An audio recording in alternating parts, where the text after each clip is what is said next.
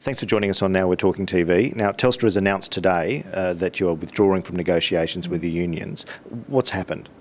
Well, this is, Jeremy, this is something that is very serious for us at Telstra. Yes, we have announced today to our employees that we have ended negotiations with our unions, and it's unprecedented in Telstra's history. It's the first time that we have ever ended negotiations with unions.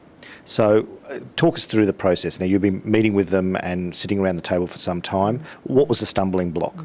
We began negotiations on May 15, and we have been trying to negotiate terms and conditions for our employees. But, Jeremy, we just can't get past first base. And the reason we can't get past first base is that the ACTU have weighed in on our discussions and are running a broader agenda. Now, you've said today in your press conference that they were trying to use Telstra in their negotiations to help them lift union membership. Is that the case? Did they say that to you directly? Absolutely. What they have said is that union membership in Australia is at an all-time low, that they are wanting to increase membership and increase their relevance and viability in Australia. Telstra is iconic. It's the first cab off the rank in terms of an enterprise agreement under the new Labor government, and therefore it's an opportunity for them.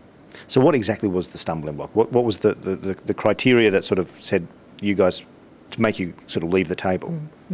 Well, as I said, we've been trying to negotiate terms and conditions for our employees, but what the ACTU and unions have put in front of us is a side agreement which is about union rights of entry into our workplace, increasing rights of entry, and also contains content that would require us to dictate terms and conditions of employment to our industry partners. And our industry partners are companies that we work with and who we contract with to do the work.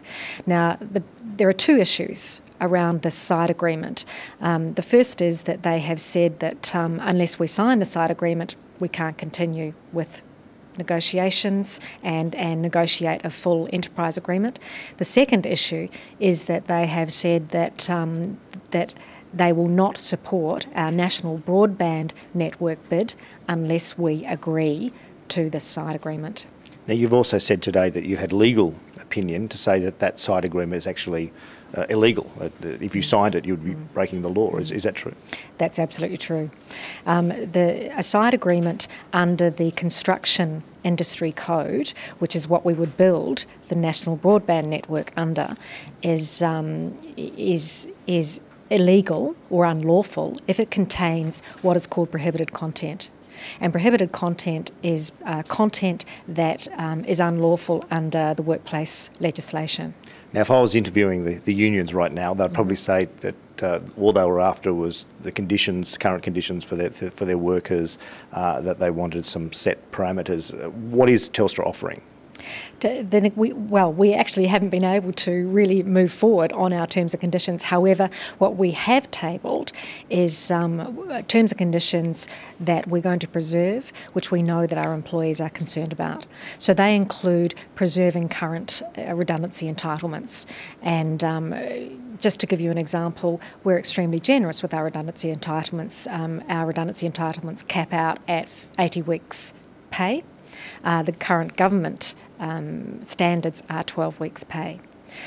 All other entitlements include paid parental leave. We currently offer 12 weeks paid parental leave and long service leave, and basically the provisions that we know that our employees are concerned about and are wanting. So where to from here?